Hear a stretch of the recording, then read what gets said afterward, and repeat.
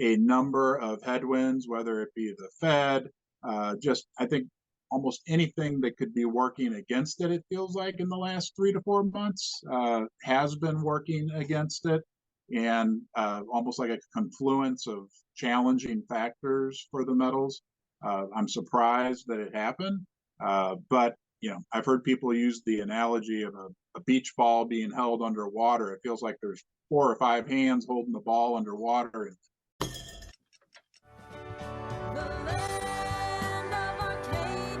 Well, hello there, my friends. Chris Marcus here with you for Arcadia Economics.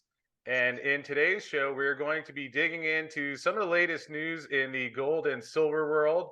And I'm quite fortunate to be joined by a new guest to the show, although someone I'm guessing that many people in the audience are quite familiar with already, because that's Ron Branstetter of Ron's Basement. He has his great YouTube channel where he digs into gold and silver on a daily basis, and certainly with a lot going on in these markets. We're also in Federal Reserve meeting week, so a lot to talk about. And Ron, appreciate your channel, appreciate the things you're covering, and nice to finally catch up with you today. And before we get started, how's everything going with you?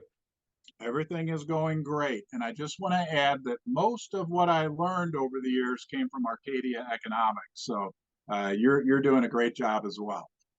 Well, I appreciate that. Just trying to cover what's going on. And it's funny, before we hit the record button, we were talking about how back in 2011, when we had $50 silver, $1,900 gold, would you have ever imagined that we'd be sitting here 11 years later with 1650-ish gold and $19 silver? And perhaps maybe that's a good place to start. I'll pull up the price chart as we are recording today on Halloween, Monday, October 31st. And here we do see gold clocking in at 1642, silver at 1915.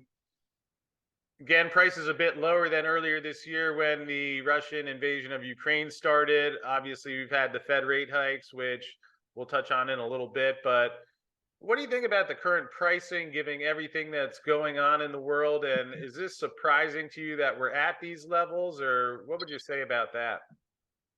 Yeah, I would say I'm surprised. If you go to my channel and look back 2 or 3 months, 4 months ago, you'd see that I thought we were at a bottom at 1800 and a bottom at 1700. So I was wrong on those predictions. Chris, I think that gold and silver, for that matter, have been facing a number of headwinds, whether it be the Fed, I think almost anything that could be working against it, it feels like in the last 3 to 4 months, has been working against it. And almost like a confluence of challenging factors for the metals. I'm surprised that it happened, but I've heard people use the analogy of a beach ball being held underwater. It feels like there's 4 or 5 hands holding the ball underwater. And maybe when one of those hands slips, maybe it'll be the Fed meeting this week that the ball can pop back up out of the water. Yeah, I understand what you're saying. Although, have you found it interesting that we've seen silver go down to $18, maybe touched a little bit lower than that, had a couple short squeezes where it popped up for a bit. Yet even, I mean, when it came down from 26, had quite a significant decline, yet keeps touching that $18 level, has not gone lower, even as the Fed has, I would say, been more aggressive than you would have thought, than most in the market thought, going back to March or April, because we've seen these inflation reports come out and the inflation hasn't come down, and the Fed has been going 75 basis points, a couple of meetings in a row, which I don't think most people expected. Yet we've seen a little bit of a floor there in the metals. So any thoughts on that, and why perhaps we haven't seen it go any lower than it has? Yeah, maybe it's and we could go on for hours, but maybe it's just the supply demand dynamics, right? I mean, the limited amount in the vaults at the LBMA and the COMEX.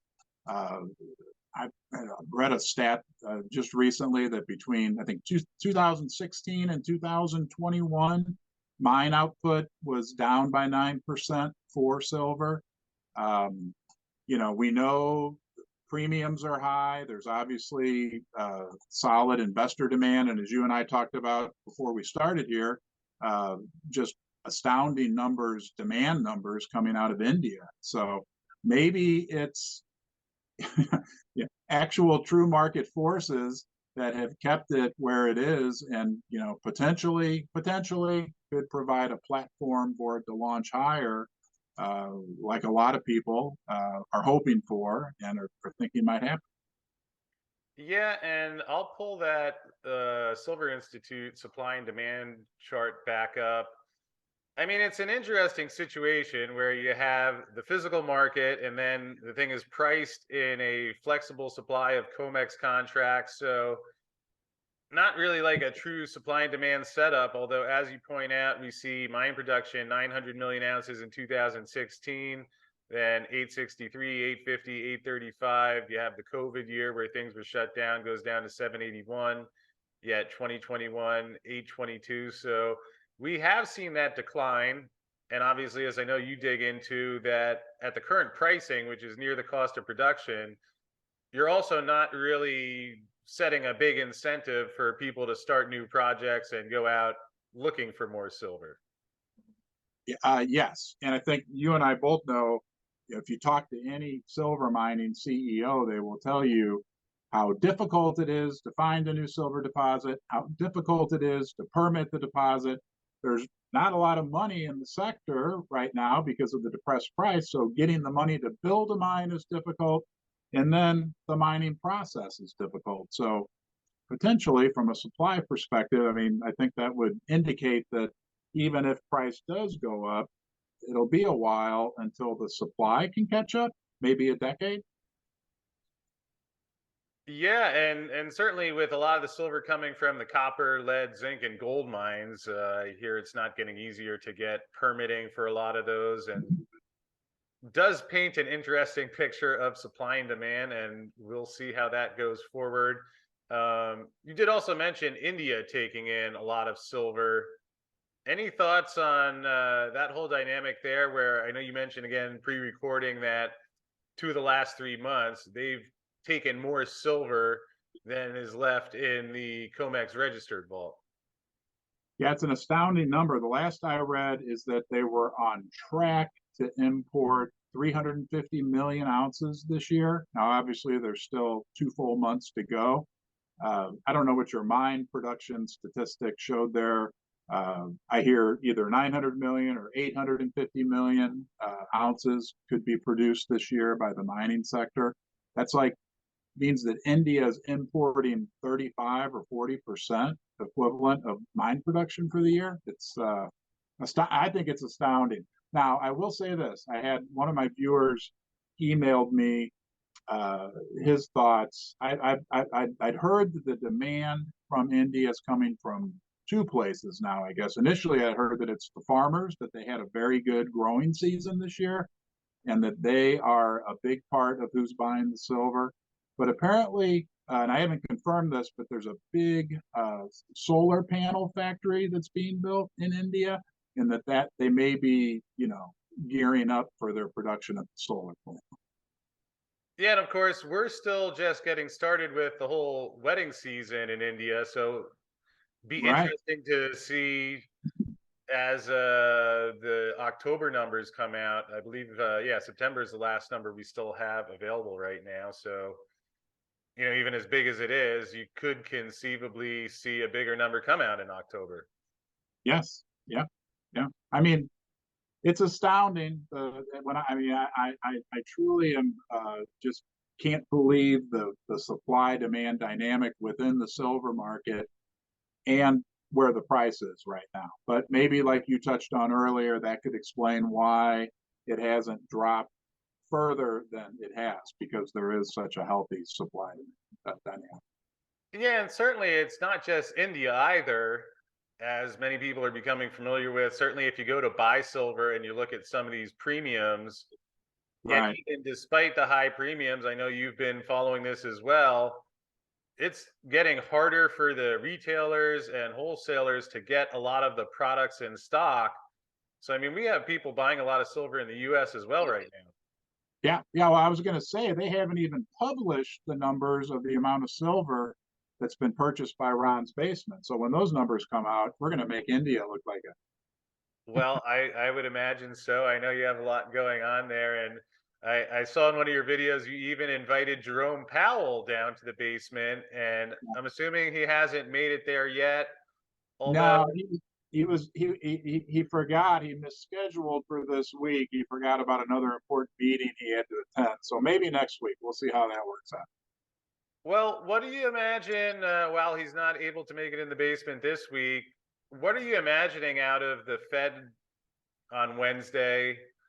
Obviously, that's really been the main driver of their meetings this year, and we've heard, I'll pull up a report from the Fed's Daily where not talking about, a full reversal or rate cuts or anything, but this was one of the first ones I heard were actually talking about slowing the rate hikes. So some commentary of at least a change and not going 75 forever. We saw the markets respond to that pretty forcefully, especially this past Friday. So, any thoughts on what we might see out of the Fed on Wednesday? I think most likely we're going to see a 3/4 point rate hike. I think what we're, as precious metal investors, are hoping for, and what, like you said, has been hinted at this point, is maybe some news or a communication that they're going to reevaluate things at the December meeting. I think that's expected at this point and would be greeted as very good news within the precious metal sector. Obviously, anything a little more hawkish would be negative for the metals. And, if we got a 0.5 point raise, it would be, happy days, at least temporarily, for those of us invested in the metals. But I just think that it's important for us to remember that the Fed has, I think, surprised obviously a lot of people over the last 6 months in particular with, ratcheting up the level of hawkishness. And it's like a spring wind-up toy. They just keep winding it up, and at some point they can't wind it up anymore. And maybe we're at that point where the pendulum maybe doesn't swing back the other way toward loosening quite so much yet, but that it just quits swinging more to the hawkish side. Yeah, and it's kind of tricky because I understand people want things to happen tomorrow and or next week or next month. Yet, while there's debate over when the Fed might pivot, is there any other longer term outcome that you see possible? And we saw what happened in England, where they were getting ready to go to quantitative tightening, and then they had a surge in the yield, which created an issue, and they quickly reversed. Japan's still going full bore, printing money. Right. I think that while there's debate over when the Fed might change, I mean, we're starting to see pressures in the markets. Do you think there's some scenario in which we're not ultimately back in the printing zone? Yeah, I don't think that they will. I don't think they necessarily will come out with any new program, and call it quantitative easing. I heard someone joke, and I thought it was a great joke. They called, and maybe they're going to do quantitative tinkering, or we have this recent. I don't know if it's been announced, or this idea that's being floated that that Yellen and the Treasury will start buying treasuries from themselves. I mean, I don't want to go. They'll come up with something. I think, as you and I both know, I don't think they'll want to call it quantitative easing, but the laws of mathematics will dictate, unless there's something I'm missing, but the laws of mathematics will dictate that they're going to have to do something that will equate to more dilution of the dollar. And, I think if and when that happens, and if and when the market realizes it's happening, that's the point when we could maybe expect for silver and gold and the other metals and other real assets, for that matter, as well, to resume their upward movement. Yeah, I think so, and perhaps not that much farther off, because it was a little surprising the day before that story came out of the Treasury talking about buying Treasury bonds with Treasury bonds. You actually had Janet Yellen talk about concerns of liquidity in the Treasury market, which, on one hand, given that the largest buyer is stepping away, not entirely surprising, yet still at the same time, that was a little bit of a stunning announcement to hear her say that. And gee, that would really be a bit of an issue, wouldn't you think? Yes, I think it would be, and I think that's the point. They've spent decades from a monetary perspective and a fiscal perspective screwing things up, and at some point, the mathematics catches up with them from a debt perspective, no matter how you look at it, and those are the types of moves that they'll need to make to kind of perpetuate the system. You would think so. And something that you mentioned in one of your recent videos that I enjoyed watching this morning, there was that Fox Business News story out about Russia and China may be preparing new gold-backed currency, but expert assures US dollar the safest currency today. So there was not a specific report that they were citing, mainly that economists were talking about the possibility that China and Russia may be working towards a new gold-backed currency. So I want to be clear to everyone watching at home, it was not Putin coming out and saying, "Hey, this is what we're doing." Although we've heard a lot of commentary over these past few months of them suggesting that. We saw the temporary gold backing to the ruble, and a lot of reports, certainly a lot of commentary from Putin, that he is not happy with the current system. Right. Any thoughts on what might actually be going on there, or what people could be expecting? Yeah, I think you did a great job of kind of setting the expectation parameters in terms of where we are. I don't think we've had an explicit announcement that we're doing this and that we're going to do it at a certain date, but we've received and been able to digest a number of very credible and plausible comments from the East or from the BRICS countries that indicate that they intend to, number one, start their own reserve currency to trade amongst themselves, and that they have a real interest in backing that with real assets, gold, silver, maybe somehow oil worked in there. And interestingly, as well, which pulls in the whole issue of the petrodollar and everything else, the South African president recently said that Saudi Arabia had indicated to him, not that they were going to join officially, again, we want to set expectations, but that there was some interest from the Saudi government in looking at this BRICS arrangement as well. Yeah, it's certainly interesting to see a lot of these countries speak vocally about it. There were times that weren't all that far ago that if you talked about doing things outside of the dollar, it didn't work out well for certain leaders. So uh, Right. I have one pulled up here that mentions how their Egyptian central bank, committed to weaning away from the dollar and looking into developing a new currency indicator that could peg its currency to currencies and possibly gold. We also saw the advent of the Moscow World Standard. And I'd be curious to get your opinion on this. Here was that great article from Ronan Manley. This was a couple months ago. But a lot of the things he commented here were from three Russian news sites: Prime, RBC, and URA. And if you go down here a little towards the end, was interesting that they all use the word destroy. Ministry of Finance believes that the creation of a new structure can destroy the LBMA monopoly. Creation of such a structure will be able to destroy the LBMA monopoly, capable of destroying London's monopoly. So again, these are Russian news sources saying what the Ministry of Finance believes, perhaps not a direct quote, but I just thought the phrasing of that was interesting. And do you have any thoughts on what you've read and learned so far about the Moscow World Standard and what could possibly be going on there? You know, um, I had not read those comments that you just pulled up on the screen. I didn't know they explicitly said they were looking to destroy the LBMA monopoly.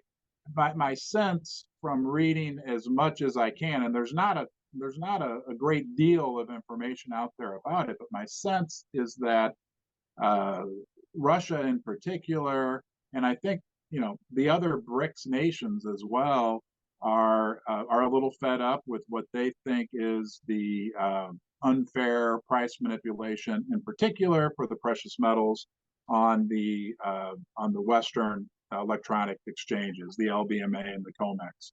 Um, I think that as they, and it's interesting if you think about how at the same time you have the MWS, this new exchange for trading the metals, and they have said they want to have their own spot price and to get that price to be more in line with what they think is the actual value of the metals, and how that would tie in with this potential new reserve currency they want to develop amongst themselves as well for conducting, trade within the BRICS unit. Yeah, and perhaps along those lines, I'll ask you a little bit of an unfair question, but let's say we look 5 years into the future. What's your best guess? You can choose any parameters you want, but in terms of gold and silver, how do you think this has all played out 5 years from now? Wow, yeah, that's.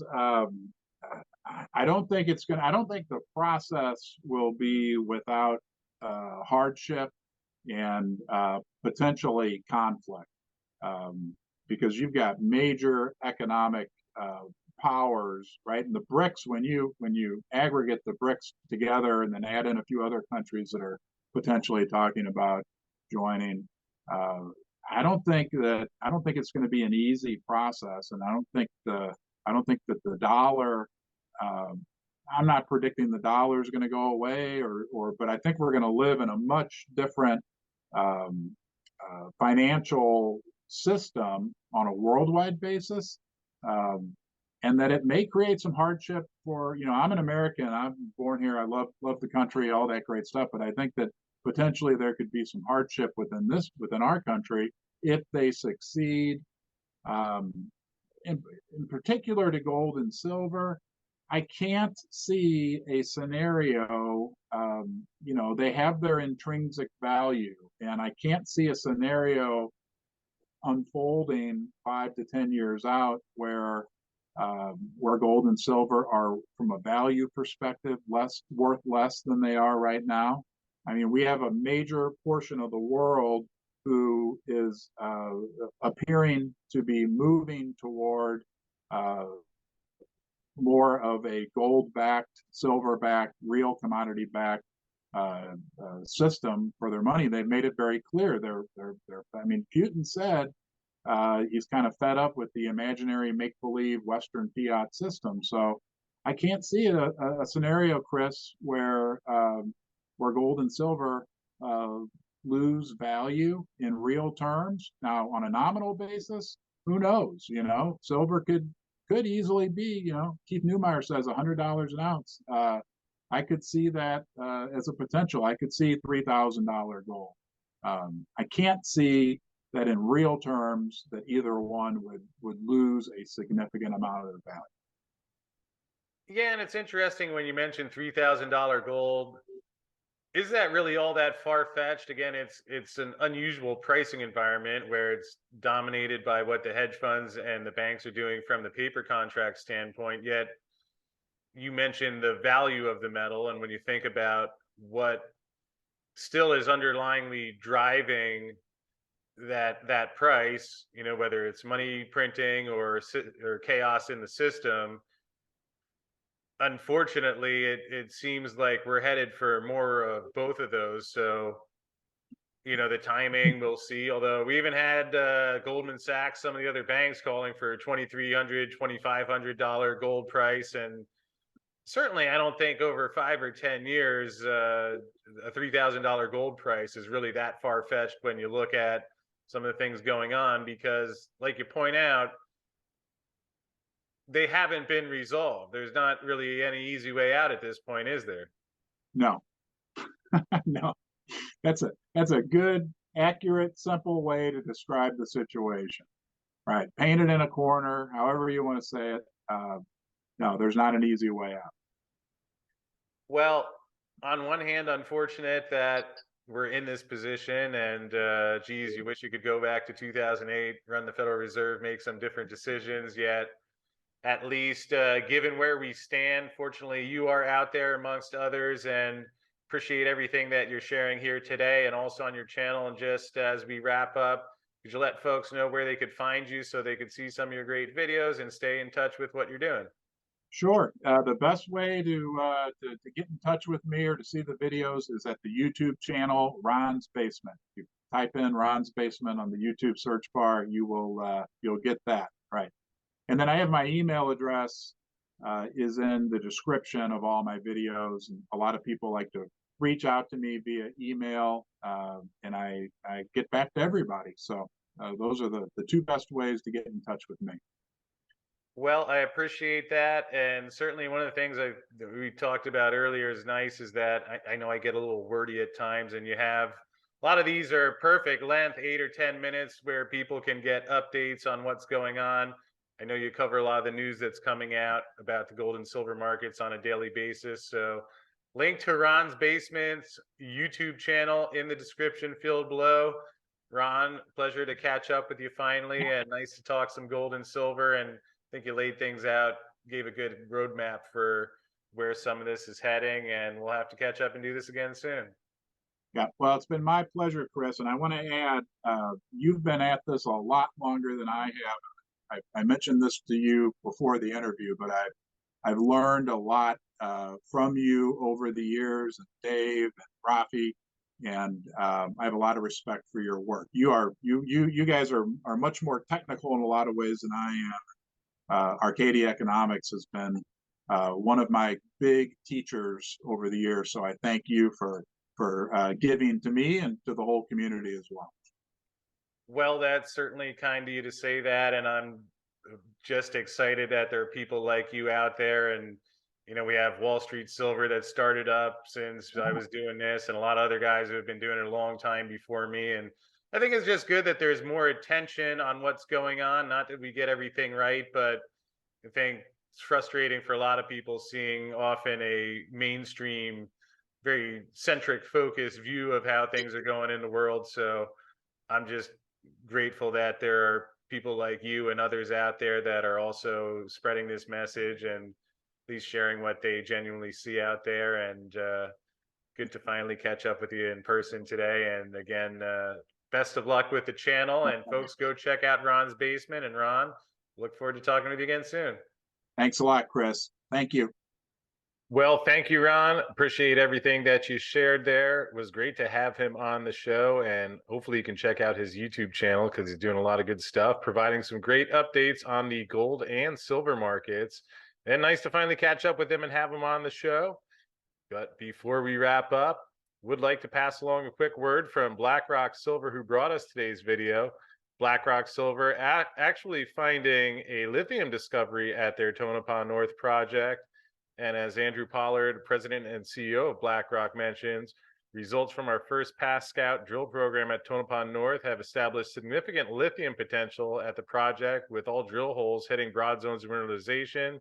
Grades as high as 1,217 parts per million lithium encountered, thick zones of mineralization up to 56.4 meters near surface. And initial results compare quite favorably to the other lithium clay projects in the area. So in addition to their high-grade silver intercepts that they have found, great to see that BlackRock is also finding some lithium mineralization. I have the link to this press release in the description field below, where you can find out more about BlackRock. Certainly an exciting project in the Tonopah West District in Nevada. Congratulations to BlackRock on the success that they're having at their project. Good to hear they continue to move things forward. With that said, going to wrap up for today. Hope you're having a great day out there, and I will see you again tomorrow.